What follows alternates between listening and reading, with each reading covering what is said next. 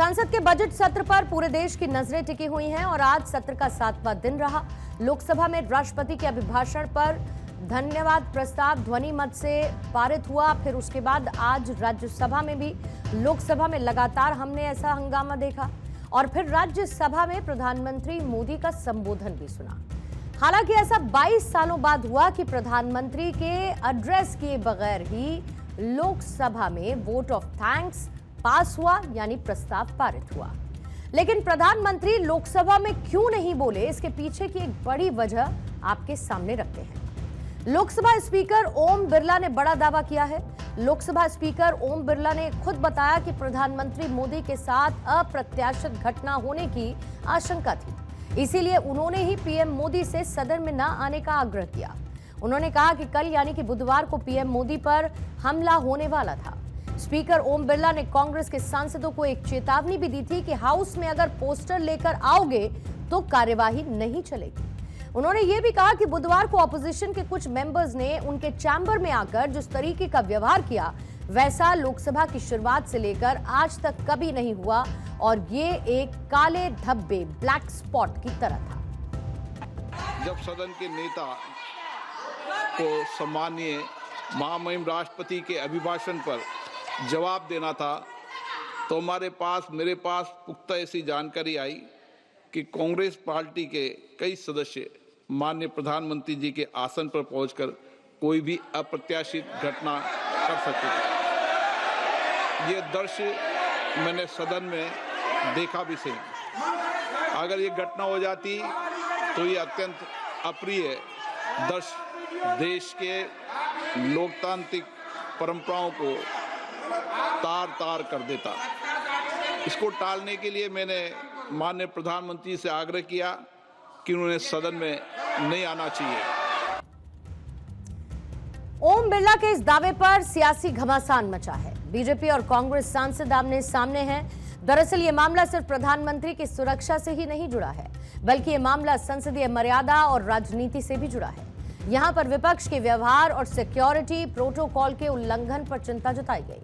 यहां पर स्पीकर की भूमिका और चिंता को समझना जरूरी है, क्योंकि वो हाउस के संरक्षक होते हैं, प्रोटेक्टर होते हैं। उनका यह दावा करना कि संसद में कुछ अप्रत्याशित होने वाला था, सदन की गरिमा और मेंबर ऑफ पार्लियामेंट्स के डिसिप्लिन पर भी सवाल उठाता है।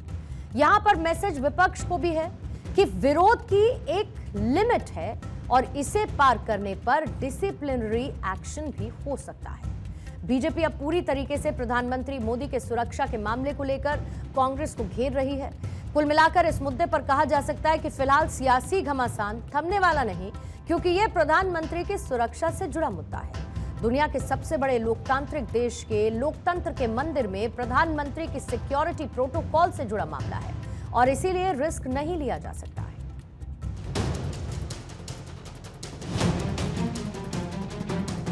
दुख के साथ यही कहूंगा कि एक अबोध बालक के जिद के कारण सदन को बंधक बना लिया गया और सदन को शायद संसदीय इतिहास में ये अबोध बालक भी काले अक्षर से इनका नाम लिखा जाएगा।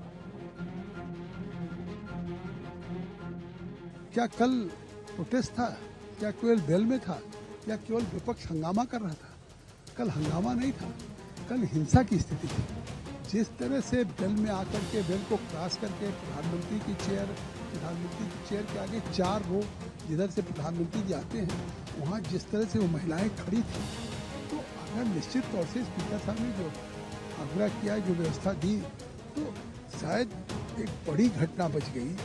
कुछ भी अप्रिय घटना हो सकती थी।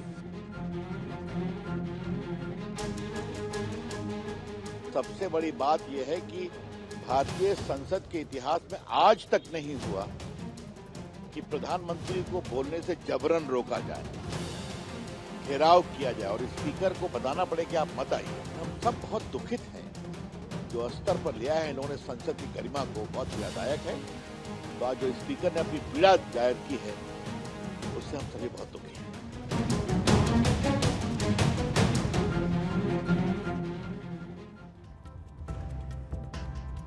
अब इस दावे पर विपक्ष का अपना तर्क है कि वो सिर्फ विरोध करने का लोकतांत्रिक तरीका ही अपना रहे थे, उनकी ऐसी कोई मंशा नहीं।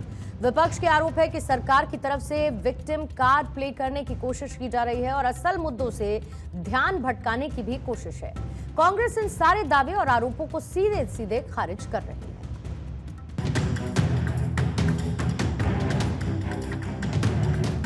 It is an absolute lie. So it is absolutely wrong of anybody to say that there was any such plan. There was no such plan. देखिए, मैं समझता हूँ हमला शब्द बहुत आदर सहित कहूँगा बेबुनियाद है। अपना एक विरोध प्रकट करना, अपनी पीड़ा प्रकट करना, अपना आक्रोश प्रकट करना किसी रूप से हमला नहीं कहा जा सकता।